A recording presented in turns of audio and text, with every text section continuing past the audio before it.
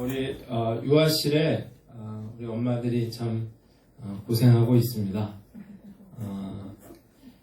우리 잘 이제 힘든데도 말씀 들으려고 애쓰고 있는 엄마들, 우리 아이들 위해서 한번 격려 박수 한번 하겠습니다. 빨리 나오세요. 자, 오늘 디모데후서 4장 말씀을 가지고 저는 전도자의 일을 하며 내 직무를 다하라 이런 제목으로 말씀 전하도록 하겠습니다. 한번 따라합시다. 너는 전도자의 일을 하며 내 직무를 다하라. 벌써 10월 달입니다. 중순이 돼가고 있는데 올 한 해도 정말 얼마 남지 않았습니다. 세월이 사정없이 쏜살같이 인정사정 없이 그렇게 흘러가고 있는데 가는 세월 그 누구도 막을 수가 없다더니 속절없이 또 나이를 한 살 먹게 됐습니다. 우리 이용준 청년이랑 같이 그 10월 9일날 야외회를 갔는데 저한테 시간이 참 빨리 가는 것 같아요. 그렇게 이야기를 했어요. 여러분, 20살한테도 시간이 되게 빨리 간다는 거. 20대는 시간이 몇 킬로로 간대요? 20km. 30대는 30km. 50대는 50km.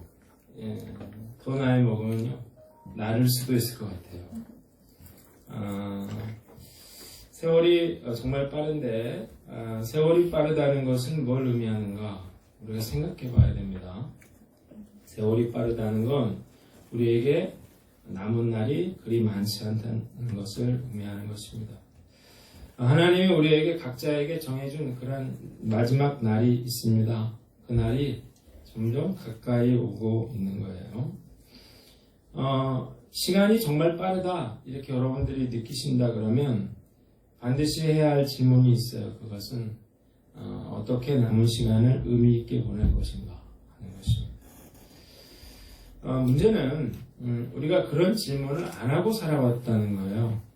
돌아보면 10대 때는 공부한다고 대학 간다고 정신이 없었고 20대 때는 취업한다고 직장 생활한다고 또 결혼한다고 정신이 없고 30대 결혼해서는 아이를 양육하고 또 40대 먹고 산다고 정신없이 그렇게 시간이 흘러갑니다. 요즘에는 5, 60대에도 쉴 겨를이 없습니다. 치열한 그런 경쟁사회에서 우리가 생존을 위해서 살아가다 보니까 삶의 의미에 대해서 이렇게 진지하게 생각해 보지 못하는 것 같아요. 마치 목적지 없이 막 자동차가 달려가다가 어느 순간에 갑자기 차가 멈추는 그런 것과 같다는 생각이 듭니다. 우리가 어떻게 의미 있는 삶을 살 것인가 남은 시간을 이 질문에 대한 답을 얻으려면 먼저 나는 왜 이 세상에 존재하는가에 대한 그런 질문을 해야 됩니다.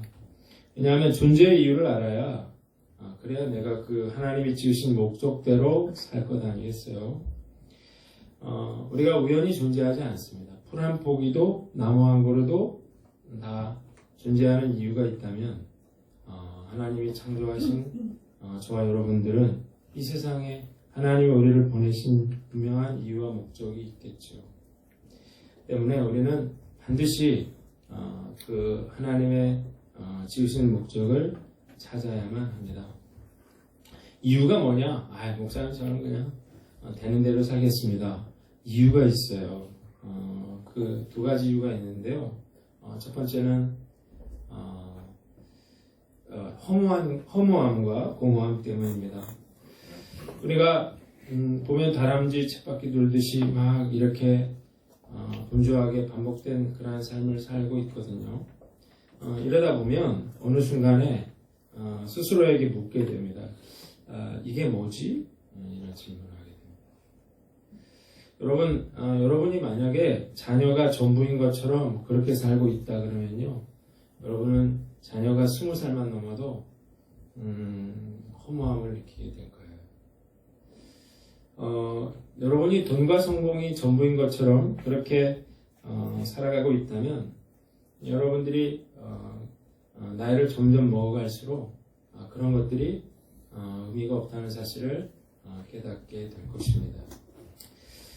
우리가 죽음 앞에 서서 내일 당장 죽는다면 과연 그 돈이 무슨 의미가 있겠어요? 억만금도 나하고는 상관없는 거거든요. 그렇게 되면 후회를 하게 됩니다. 내가 참 부질없는 것들에 마음을 쏟고 살았구나. 후회하고 또 염려하게 되는데, 여러분들이 지금 그런 고민을 안 하면 그러면 인생의 허무함과 공허함은 피할 수가 없다는 거예요. 하워드 유즈라는 분이 있어요. 미국의 엄청난 그런 부자였습니다. 얼굴도 얼마나 잘생겼는지 몰라.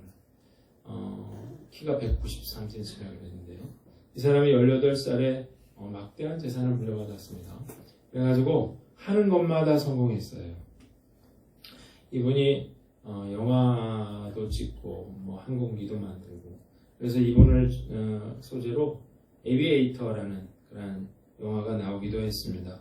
레오나르도 디카프리오가 주연을 맡은 그런 영화인데요. 모든 걸 다 가진 그런 뭐 금수저 중에 금수저예요. 이분이 돌아가실 때 남긴 재산이 그때 돈으로 25억 달러라 그러니까 어마어마한 그런 성공을 거둔 사람입니다. 뭐 여러 가지 사업했는데 다 성공했대요. 근데 문제는 뭐냐면 이 사람의 인생이 참 불행했다는 것입니다.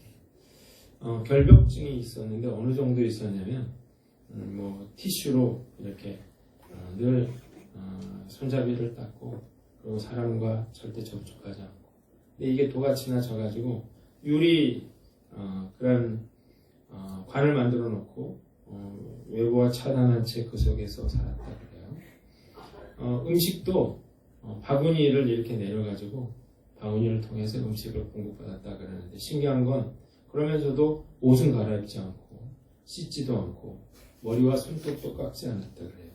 그래서 나중에 이 사람이 죽었는데 너무 깜짝 놀란 건 뭐냐면 이 사람 몸무게가 42kg였다. 93cm. 그러면서 이분이 죽을 때 남긴 마지막 말이 뭐냐면 nothing 이라는 말이었어요. 아무것도 아니야. 이런 말이죠. 다 경험해보고 그리고 알게 된 거예요. 인생의 허무함과 공허함을 알게 되는 것입니다. 자, 여러분도 여러분들의 삶의 의미를 찾지 못한다면 그러면 결국 허무함과 공허함을 피할 수 없게 됩니다. 두 번째는요, 우리가 주님 앞에서 삶을 결산해야 되기 때문이에요. 마지막 날 죽음 앞에 서면 그러면 우리가 부활하신 주님 앞에 서서 주님이 우리에게 물으신다 그랬어요. 네가 나를 위해서 뭘 했느냐? 내가 너에게 준 재능을 가지고, 너에게 준 물질을 가지고 너는 뭘 했느냐? 이렇게 물으신다는 거예요. 자, 이때 대답할 말이 없다면 불안할 수밖에 없겠죠. 갑작스런 그런 죽음을 앞에 두게 되면 그러면 불안해하게 됩니다. 왜냐하면 내가 한 게 없기 때문에. 그래서 책망받을 두려움이 있어요. 그래서 고민하게 되는 것입니다. 여러분들은 어떤가요? 여러분들이 삶의 목적과 의미에 대해서 고민하고 또 삶에 하나님이 나를 보내신 그런 목적대로 살지 않으면, 그리고 생존을 위해서 그냥 하루하루를 살면 그냥 즐기는 일에만 관심을 쏟고 살면 그러면 결국 후회할 뿐만 아니라 걱정하게 됩니다. 우리가 벌써 생각해보면 많은 그러한 시간들을 헛되이 써버렸거든요. 우리에게 주어진 시간은 그리 많지 않을지도 모르겠어요. 여러분, 이곳에 있는 모든 사람들은 다 시한부 인생이라는 사실을 아시기를 바랍니다. 우리가 1년 남았을지요, 5년, 3년 남았을지, 5년 남았을지, 10년 남았을지 누가 어떻게 알겠어요. 자, 이걸 사람들은 몰라요. 천년만년 살 줄 아는데 모두 다 시한부 인생이거든요. 그렇기 때문에 시간이 얼마나 소중한지 모릅니다. 시한부 인생을 살고 있는 사람에게 한 달, 이건 정말 억만금과도 바꿀 수 없는 그런 소중한 시간입니다. 여러분, 시간은 돈보다 중요합니다. 왜냐하면 나중에 돈을 또 벌 수도 있거든요. 그런데 아무리 돈이 많아도 시간은 되돌릴 수가 없습니다. 자, 오늘 말씀을 통해서 우리는 반드시 고민을 해봐야 돼요. 지금까지 분주하게 막 달려왔는데요. 나는 무엇을 위해서 살았는가? 하나님이 나를 향한 그런 하나님의 계획과 뜻은 뭔가? 나의 삶의 의미는 뭔가를 여러분들 반드시 고민하셔야만 됩니다. 오늘 말씀을 통해서 삶의 의미가 무엇인지를 깨닫고 하나님의 지으신 뜻대로 살아가기로 결단하는 저와 여러분들 되시기를 주님의 이름으로 축원합니다. 자, 오늘 말씀은 사도 바울의 마지막 유언과 같은 그러한 말씀입니다. 사도 바울은요, 정말 잘 나가는 사람이었어요. 베냐민 지파, 그리고 바리새인 중에 바리새인이라 그랬고, 로마 시민이었을 뿐만 아니라 공회 의원이었습니다. 그 나이 평생을 이룰 수도 없는 그런 성공적인 삶을 살았어요. 그런데 다메섹 도상에서 예수님 만나고 그런 인생이 바뀝니다. 그는 삶의 의미와 목적을 발견했어요. 그래서 예수님을 증거하는 삶을 살기 위해서 그 자기가 가진 모든 것들을 그냥 버린 게 아니라 배설물처럼 버렸다, 그렇게 말을 했어요. 그는 복음을 전하기 시작했습니다. 제가 터키에 가봤잖아요. 참 그런 먼 길을 그런 험한 산을 넘으면서 그가 방방곡곡에 복음을 전하면서 살기 시작했습니다.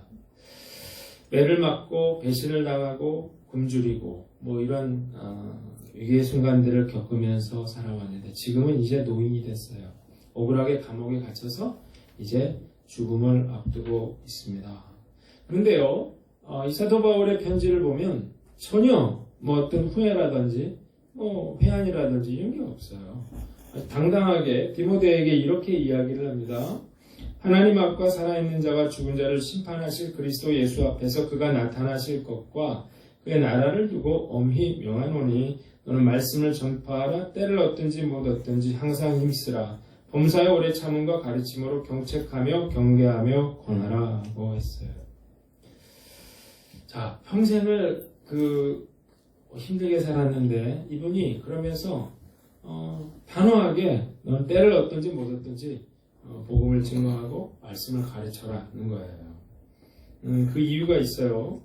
그가 7절에 이런 이야기를 합니다. 나는 선한 싸움을 싸우고 달려갈 길을 마치고 믿음을 지켰으니 이제부로는 나를 위하여 의의 면류관이 예비되었으므로 주 곧 의로우신 재판장이 그날에 내게 주실 것이며 내게만 아니라 주의 나타나심을 사모하는 모든 자에게도니라고 했어요. 일평생 그렇게 선한 일을 향해 달려왔어요. 그리고 그는 자신을 향해서 그 의의 면류관이 예비되어 있다는 사실을 그는 깨달았어요. 그리고 그렇게 살았던 자신의 결정이 옳았다는 사실을 그는 알게 됐습니다. 그래서 자기 자식만큼 아들처럼 사랑했던 디모데에게 너도 나처럼 그렇게 사명 감당하는 삶을 살아라, 그렇게 말을 하고 있는 거예요. 자, 사도 바울의 삶은 세상을 변화시켰습니다. 그가 뿌렸던 복음의 씨앗이 자라서 교회가 됐어요. 기독교를 핍박했던 로마가 기독교를 국교화했죠. 그리고 땅끝까지 이르러 복음이 증거되는 놀라운 일에 쓰임받았고 사도 바울은 기독교 역사상 가장 위대한 그런 인물이 되었습니다. 자, 우리 본문을 통해서 제가 몇 가지 생각한 게 있는데 첫 번째, 부르심에 순종하여 사명을 감당하라는 것입니다. 한번 따라 합시다. 부르심에 순종하여 사명을 감당하라. 여러분, 사도 바울은 과거에 세상의 것을 쫓으면서 살았습니다. 그래서 공회의 의원까지 올랐어요. 그전에는 어떻게 했어요? 예수 믿는 자들을 잡아 죽이는 그런 일들을 했어요. 그런데 예수님 만나서 어떻게 됐습니까? 인생이 바뀌었죠. 그래서 예수님을 전하는 사람으로 바뀌었어요. 자, 저는 지금까지 신앙생활을 하면서 알게 된 게 하나 있는데 사도 바울처럼 하나님의 은혜로 구원받았거든요. 그런데 사도 바울처럼 정말 과거의 모습과 전혀 다르게 그 하나님의 사명을 감당하면서 사는 사람들이 그렇게 많지는 않더라는 것입니다. 너무나도 놀랍게 과거에 그렇게 죄된 삶, 그 불순종한 삶, 소망 없는 삶을 구원받은 후에도 똑같이 그렇게 세상 사람들처럼 그렇게 살아가는 사람들이 의외로 많더라는 거죠. 우리가 그리스도 안에서 새 사람이 됐다면 그에 맞는 행동이 따라야 되겠죠. 다른 삶을 살아야 되겠죠. 그 전까지는 내가 하고 싶은 대로 내 욕심대로 살았다 하더라도 그 이후에는 내가 주님이 나에게 맡겨주신 그런 사명을 감당하면서 살아야 되는데 예전처럼 똑같이 죄의 종노릇하면서 그렇게 사는 것을 당연하게 여기는 사람들이 의외로 많다는 거예요. 그래서 저는 생각했어요. 한번 따라합시다. 의의 무기로 자신을 하나님께 드려라. 사도 바울이 이런 얘기를 했어요. 로마서 6장 13절에 너희 지체를 불의의 무기로 죄에게 내주지 말고 오직 너희 자신을 죽은 자 가운데서 다시 살아난 자 같이 하나님께 드리며 너희 지체를 의의 무기로 하나님께 드리라 그랬어요. 자, 사도 바울이 죄의 무기였어요. 그래서 예수 믿는 사람들을 잡아 죽이는 사람이었죠. 그런데 그가 예수님 만나서 의의 무기가 됐어요. 그래서 예수님의 복음을 증거하는 일에 쓰임 받았다는 거예요. 그래서 우리도 사도 바울처럼 죄의 무기가 아니라 의의 무기로서 사명 감당하는 삶을 살아야 한다는 거예요. 여러분, 미켈란젤로가 참 유명한 그런 위대한 사람이잖아요. 이분이 이렇게 유명하게 된 데는 보롤도 지오반이라고 하는 그런 선생님이 있었기 때문입니다. 14살 때 이 미켈란젤로의 놀라운 재능을 발견을 했어요. 그래서 물어봤어요. 너는 위대한 조각가가 되기를 원하냐? 그랬더니 네, 그렇습니다, 선생님. 그래요. 그래서 너는 그러면 위대한 그러한 조각가가 되려면 어떻게 해야 된다고 생각하느냐? 그랬더니 제가 더 재능을, 기술을 갈고 닦아야 한다고 생각합니다. 그랬어요. 그랬더니 이 선생님이 그게 아니라고 이야기를 했어요. 그러면서 뭐라고 얘기를 했냐면 내가 내 재능을, 내 기술을 무엇을 위해서 사용할 것인지를 내가 분명히 결정해야 한다. 그렇게 이야기를 했어요. 그리고 미켈란젤로를 술집으로 데려갔어요. 거기에는 아름다운 그런 조각품이 있었습니다. 자, 그래서 미켈란젤로가 이야기를 해서 스승님, 이 술집에는 정말 아름다운 그런 조각품이 있습니다. 그랬더니 이 선생님이 이야기하기를 이 조각품은 너무나 아름답지만 이 조각가는 자신의 재능을 술집을 위해 사용했다는 거예요. 그리고 이번에는 미켈란젤로를 성당으로 데려갔어요. 거기 성당 입구에 세워진 아름다운 그런 조각상들을 보여줬습니다. 자, 그리고 물었습니다. 똑같은 조각품이지만 한 사람은 술집을 위해서 자신의 재능을 사용했고 한 사람은 하나님을 위해서 자신의 재능을 사용했다. 너는 내 기술과 재능을 무엇을 위해 쓰기를 원하느냐? 그래서 미켈란젤로가 선생님, 저는 저의 재능을 하나님을 위해서, 하나님의 나라를 위해서 사용하겠습니다. 이런 결단을 했다는 거예요. 그래서 미켈란젤로가 그렇게 놀라운 그런 위대한 작품들을 남길 수 있었던 거예요. 자, 여러분들은 어떤가 한번 생각해 보십시오. 하나님 여러분들에게 재능을 줬어요. 여러분들에게 물질을 줬어요. 여러분들에게 능력을 줬어요. 과연 여러분들의 그 재능을 가지고 여러분들은 무엇을 하면서 살아왔느냐. 자, 얼마나 능력이 있느냐. 이게 중요한 게 아니고요. 내가 하나님이 나에게 주신 그 능력을 가지고 내가 무엇에 사용하기를 원하느냐. 그거를 먼저 결단하는 것이 중요하다는 거예요. 우리가 하나님의 자녀가 됐어요. 구원받았어요. 그런데 우리가 구원받은 자로서 나의 재능과 나의 능력과 열정을 죄 짓는 일에 사용하면 되겠습니다. 자, 그래서 불의의 무기가 되어서 나도 고통받고 내 부모가 고통받고 내 자녀가 고통받고 내 형제가 고통받는다는 정말로 불행한 일이 아닐 수 없죠. 오늘 우리가 우리 인생에 대해서 남은 인생에 대해서 생각해 보는 거예요. 지나온 인생에 대해서는 할 말이 없어요. 지나간 건 어쩔 수 없잖아요. 그런데 우리에게 남아 있는 그러한 시간이라도 우리는 어떻게 해야 됩니까? 그 시간을 하나님의 나라와 영광을 위해서 사용하기로 결단하시라는 것입니다. 오늘 내 삶을 돌아보고 우리가 죄의 병기가 아니라 의의 병기로 쓰임받기로 결단하는 저와 여러분들 되시기를 주님의 이름으로 축원합니다. 두 번째는 우리가 늦었다고 생각하지 말아라는 것입니다. 한번 따라합시다. 늦었다고 생각하지 말라. 여러분, 많은 분들이 이런 경우가 많아요. 젊었을 때는 방황하면서 살다가 내가 예수님 만났어요. 소명을 알게 됐는데 이미 너무 늦었다고 생각하는 거죠. 젊었을 때는 호송세월하고 나이 들어서는 나이가 들어서 못한다는 것입니다. 여러분, 사명을 감당하는 것은 나이와 상관이 없다는 사실을 믿으시길 바랍니다. 여러분, 모세가 하나님께 부르심을 받았던 때가 몇 살이죠? 80이었어요. 80. 40년 동안 지도자로서 이스라엘 백성들을 출애굽시키는 일을 했다고요. 자, 여호수아도 마찬가지인데요. 여호수아가 정탐꾼으로 선발됐던 때가 53세 정도 된다 그래요. 55세. 그런데 이제 가나안을 정복하게 될 때 그가 지도자로 세워질 때 나이가 93세였습니다. 그가 110세에 죽었거든요. 17년 동안 지도자로 생활을 사명을 감당했는데 목사님 그거 옛날 얘기잖아요. 그렇게 생각하실 수 있어요. 근데 한번 생각해 보자고요. 모세는 40년, 여호수아는 17년. 그럼 여러분들은 지금 여러분 나이가 얼마입니까?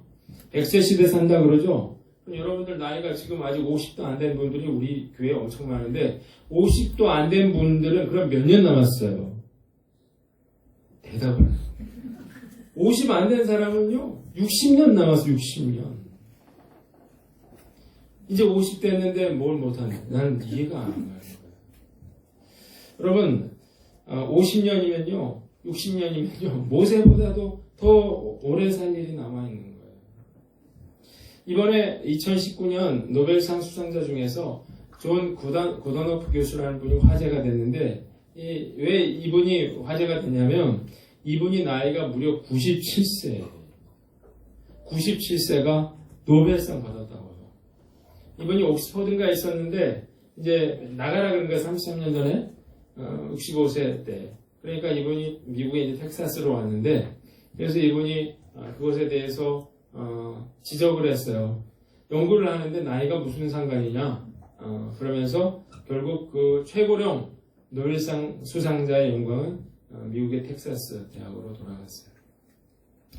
자, 97살에 노벨상 받는 사람도 있는데 50도 안 돼가지고 벌써 세상 다 산 것처럼 아이고 그러면 되겠습니까? 여러분 복음을 전하는데 사도 바울은 죽을 때까지 정했거든요. 이게 참 답답한 것 같아요. 이게 나이 든 사람 별로 없는데 하는 걸 보면 나이가 든 사람들이 많아 보여요. 김명숙 권사님 왔잖아요. 그분이 갑상선암 걸린 사람인데 나는 그분 보고 깜짝 놀랐어요. 완전 펄펄 막 힘이 넘치고 한 해 몇천 명씩 전도하고 그랬잖아요. 암 걸린 사람이 아니에요, 그 사람. 얼마나 정정한지 모르겠어요. 나이가 60이 넘었는데요. 나보다도 훨씬 나은 것 같아요. 어느 권사님 한 분이 휠체어를 타고 목사님 찾아왔어요. 목사님 깜짝 놀라서 권사님 왜 휠체어 타셨습니까? 그랬더니 이분이 이런 얘기를 했대요. 목사님, 제가 전도를 하다 그만두니까 그때부터 몸이 아프고 관절염이 생겼어요. 기도해 주세요. 그랬다. 근데 그럴 수도 있겠다는 생각이 들어요. 왜냐하면 여러분 매일 사용하는 자동차는요 세차도 해주고 기름도 넣고 타이어도 갈아줍니다. 왜냐하면 써야 되니까. 근데 안 타는 차는요 세차는 해줄 필요도 없고 타이어를 갈을 필요도 없고 기름을 넣어줄 필요도 없게 되는 거예요. 여러분 직장에서 정말 열심히 하는 직원이 아파요. 그러면 어떻게 해요? 그 사장이 약도 주고 빨리 나가라 그래. 빨리 나오라 그러죠. 그런데 맨날 농땡이만 피고 괴롭히는 그런 직원이 아프다 그러면 이번 기회에 그만두라 그렇게 얘기를 하는 거거든요. 김영숙 권사님이 그랬잖아요. 자기가 사람들을 이제 지하철역에서 만나기로 하고 이제 화장실에 갔다가 이제 나오다가 대자로 쓰러졌잖아요. 머리통 부딪혔잖아요. 자기가 어디가 부러진 줄 알았다는 거예요. 근데 그분이 뭐라 그랬어요? 하나님, 저 전철역에 제가 가야 돼요. 그랬대잖아요. 그래가지고 자기가 손가락이 움직이는지를 해보고 그러고 일어나서 자기가 거기 갔다잖아요. 우리가 저는 그런 생각해요. 주님을 위해서 뭔가 하려고 그러면 하나님이 그 능력도 허락해 주심을 믿으시길 바랍니다. 맨날 나이가 많아서 안 되고 뭐가 시간이 없어서 안 되고 뭐 때문에 안 되고 자꾸 그러니까 그 사람의 삶은 의미가 없는 거예요. 여러분 한번 생각해 보세요. 제가 그랬다 그랬어요. 50년 남았다 그랬어요. 그러면 여러분들이 지금부터 나는 못한다고 생각하면 앞으로 50년 동안 죽을 날만 기다리는 거잖아요. 그건 아니에요. 그것은 아니지. 그것은 아니에요. 여러분 우리가 늦었다고 생각하면 절대 안 돼요. 그냥 깨달았을 때 오늘 여러분들이 깨달았으면 여러분은 지금부터라도 여러분들의 재능을 하나님의 나라와 영광을 위해 사용하시기를 주님의 이름으로 축원합니다. 그런 결단이 여러분들에게 필요한 거예요. 또 하나는요, 맡겨주신 일에 충성하라는 것입니다. 한번 따라합시다. 맡겨주신 일에 충성하라. 여러분, 사도 바울이 지금 어디에 있어요? 감옥에 있어요. 방방곡곡을 다니면서 복음을 전파하던 사도 바울이 지금 감옥에 갇혀서 아무것도 할 수 없게 됐어요. 자, 그래서 아무것도 안 했냐고요. 사도 바울이 그 안에서 뭐 했어요? 편지를 쓰기 시작합니다. 편지. 그게 디모데에게 쓴 편지가 디모데서, 에베소 교회에 쓴 게 에베소서, 로마 교회에 쓴 게 로마서 이런 거예요. 편지를 썼어요. 할 수 있는 일을 했어요. 그리고 이 편지가 시공간을 초월했어요. 그리고 전 세계 모든 성도들에게 엄청난 영향력을 미치는 성서에 기록된 편지가 되었다는 거예요. 여러분, 저는 이걸 보면서 무슨 생각을 했냐면 작은 일에 충성해야 되겠다 그런 생각을 했습니다. 한번 따라합시다. 작은 일에 충성하라. 여러분, 여러분들이 해야 할 일은 큰 일이 아니에요. 위대한 일이 아니에요.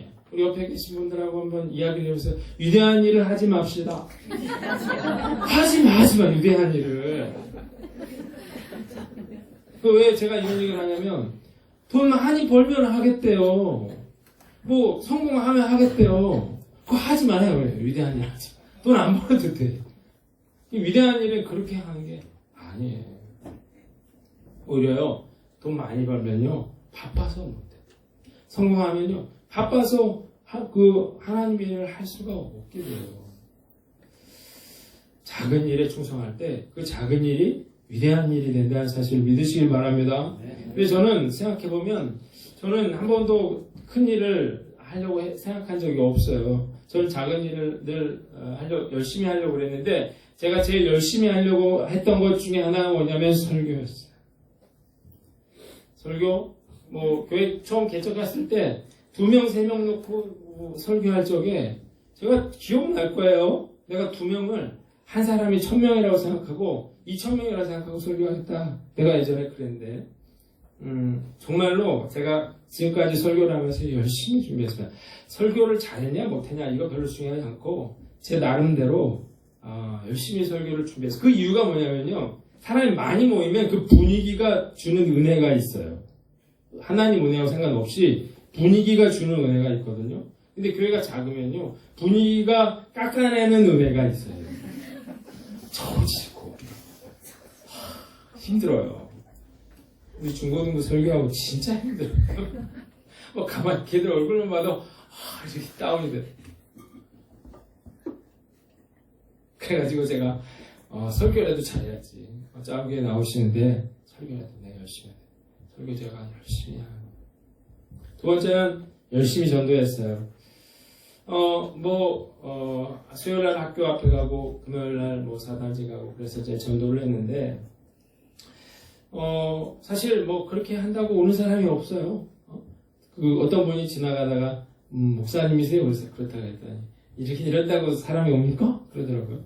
그래서 내가 네, 올 수도 있겠죠. 그냥 그렇게 얘기를 했는데 사실 잘 안 옵니다. 거의 안 와요. 그러나 저는 그 일을 합니다. 왜냐하면 또 다른 방법이 있으면 나한테 알려주세요. 네, 그럼 내 걸 할게요. 간접전도, 도서관, 뭐 여러 가지 하죠. 교회에서 뜨개 모임도 하고 여러 가지 다 하죠. 할 수 있는 일 하는, 그걸 독서축제도 하는 건데 그런 건 다 하면서 어쨌든 직접 전도해야 되니까 제가 그걸 했는데 그거 한 지 13년 됐어요. 불가능하다고 사람들은 말하지만 나는 내가 할 수 있는 작은 일을 하겠다. 그냥 나 거기 서 있겠다. 그런 생각으로 하는 거예요. 세 번째는 제가 열심히 성경을 가르쳤어요. 13년 동안 새가족 모임, 제자훈련 이거를 13년 동안 했습니다. 지금도 하고 있어요. 제자훈련 지금 올해 최장으로 하고 있습니다. 1월 달에 시작한 제자훈련이 10월 달에도 안 끝났어요. 어쨌든 새가족 모임도 하고 있습니다. 제가 목요일 날도 하고 주일 날도 해요. 신기한 건 13년 동안 빠지지 않고 끊임없이 하고 있다는 거예요. 이거 한다고 사람이 변하려나? 그래, 변화 안 될 수도 있겠지만 제가 그것을 하는 것은 그게 내가 할 수 있는 일이기 때문이에요. 봉사도 했어요. 파주보육원에 목욕봉사 다 했는데 지난주에 그 과장님한테 문자 왔어요. 하인교회가 몇 년도부터 봉사를 했습니까? 그래서 제가 잘 기억이 안 나더라고요. 2010년부터 했는지 11년부터 했는지 바빠가지고 그래가지고 제가 대충 뭐 주보 좀 찾아보니까 11년부터는 확실히 했더라고요. 11년부터 했다라고 해도 9년. 여러분 1, 2년이 아니고 9년을 했어요. 뭐 특별한 일은 아니었지만 저는 나름대로 의미가 있는 일이었다고 생각합니다. 여러분 제가 말씀드린 대로 위대한 일을 하려고 하지 마세요. 처음부터 위대한 일을 하려고 하니까 아무것도 할 게 없는 거예요. 그냥 사도 바울처럼 있는 상황에서 여러분들이 할 수 있는 일에 충성하시기를 바랍니다. 교사라면 교사를 열심히 하세요. 순장이라면 순장 일을 열심히 하세요. 봉사를 맡았으면 그것이 청소든 식당이든 뭐 전도든 뭐 맡은 거 그거 열심히 하세요. 뜨개 모임 하고 있으면 그거 열심히 하세요. 그거 말고 여러분들이 한번 생각해 봐요. 내가 그러면 그런 거 말고 할 수 있는 일이 무엇인가? 그런 거 다 안 하면요. 결국 아무것도 안 하게 돼요. 저는 잘하냐 못하느냐보다 중요한 건 꾸준히 하는 거라고 생각합니다. 뭐라고 핑계가 많고 뭐가 말이 많고 그래서 못하면 아무것도 아니에요. 잘하든 못하든 꾸준히 하면 그게 10년이 넘어가고 20년이 되면 굉장히 위대한 일이 될 수 있습니다. 오늘 여러분들이 하나님이 여러분들에게 맡겨주신 그러한 사명이 뭔가 생각해보고 작은 일에 충성하는 저와 여러분들 되시기를 주님의 이름으로 축원합니다. 두 번째는 비교하지 말아라는 것입니다. 한번 따라합시다. 비교하지 말라. 여러분 사도 바울이 참 위대한 것 같은 건 뭐냐면 지금 사도 바울은요 참 초라해요. 다 도망갔어요. 그 변호해 줄 사람도 없어요. 그리고 추워가지고요 사도 바울한테 그 겉옷을 좀 갖다 달라고 부탁해요. 그리고 지금 이제 참수 목이 잘려 죽게 되는데 사람들이 그 사도 바울하고 얽히면 자기도 해가 갈까봐 다 떠나갔어요. 그러고 죽었어요. 그 뒤에 어떤 일이 일어났는지 사도 바울은 몰라요. 그런데 사도 바울 이야기를 보면 어디 하나 기죽은 게 없어요. 당당. 그 이유는 뭐예요? 작은 일에 그가 충성할 때 주님께서 칭찬해 주신다는 사실을 알고 있는 거예요. 달란트 비유라는 거 여러분 아시죠? 한 달란트 받은 사람은 한 달란트만 하면 되는 것입니다. 2달란트 받은 사람들은 2달란트 해야 되는 거고요. 5달란트 받은 사람은 5달란트 해야 되는 거예요. 근데 주님 뭐라고 했어요? 다 똑같이 잘하였도다 충성된 종아 그랬어요. 그냥 누가 더 큰일을 했느냐 그게 별로 중요하지 않아요. 금요일날 전도를 하는데 어떤 분이 저한테 그런 얘기를 하더라고요. 교회가 어디 있어요? 그래서 교회가 금천고등학교 뒤에 있습니다. 그랬더니 저한테 이런 얘기를 했어요. 교회가 작죠? 그죠? 네, 교회가 좀 작습니다. 그랬어요. 작든지 크든지 무슨 상관이. 여러분, 저는 한 번도 우리 교회가 작다고 생각해 본 적이 없어요. 저는 큰 교회 출신이잖아요. 별로 그게 중요하지 않아요. 중요한 건 그냥 난 작은 교회라서 오히려 다행이다 그런 생각을 할 때가 많아요. 왜냐하면 내가 만약에 달란트가 많으면 다소 더 많이 해내야 되잖아요. 작은 교회에서 조금만 열심히 하면 주님이 칭찬해줘요. 잘했다 그래요. 고생했다. 응? 10만 명, 100만 명 되는 교회는요 100만 명 전도해야 되는 거예요. 어려운 일이에요. 자, 비교하는 데서 불행이 오는 거거든요. 나는 그냥 내가 할 수 있는 일들을 하면 되는 건데, 사도 바울은 그런 게 전혀 없잖아요. 그래서 그는 자기가 하나님 맡겨주신 일들을 감당하는 거예요. 그래서 하나님은 그를 통해서 놀라운 일들을 이루어 가시는 것입니다.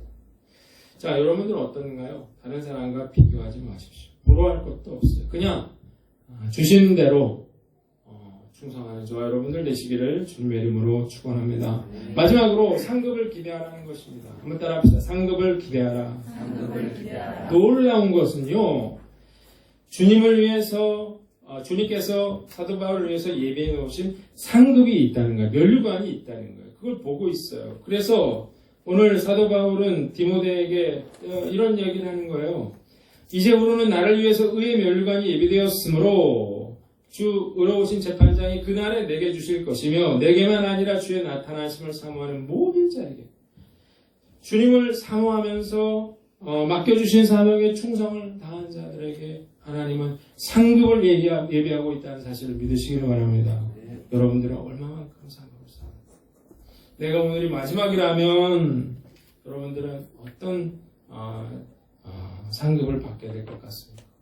이걸 여러분들은 고민하셔야 됩니다. 이게요, 여러분, 나중에요, 1년이 쌓이면 10년이 되고 20년이 되면요, 그걸 한꺼번에 따라갈 수는 없게 되는 거예요. 여러분들은 얼마만큼 상급을 쌓았습니까? 이걸로 끝나는 게 아니에요. 이 세상의 재물, 이 세상의 성공, 그런 게 중요한 게 아니에요. 정말 하늘의 상급이 예비되어 있다는 사실을 믿으시길 바랍니다.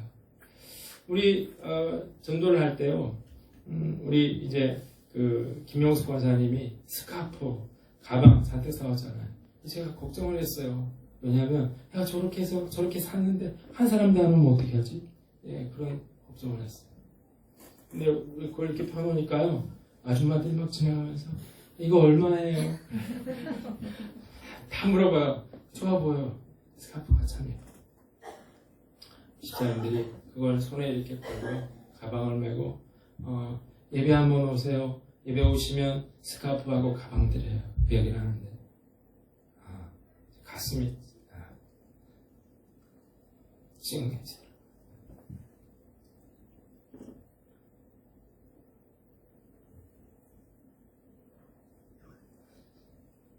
쉬운 건 아니잖아요. 온 사람이 없지만, 그러나 저는 하나님께서 갚아주시리라고 믿습니다.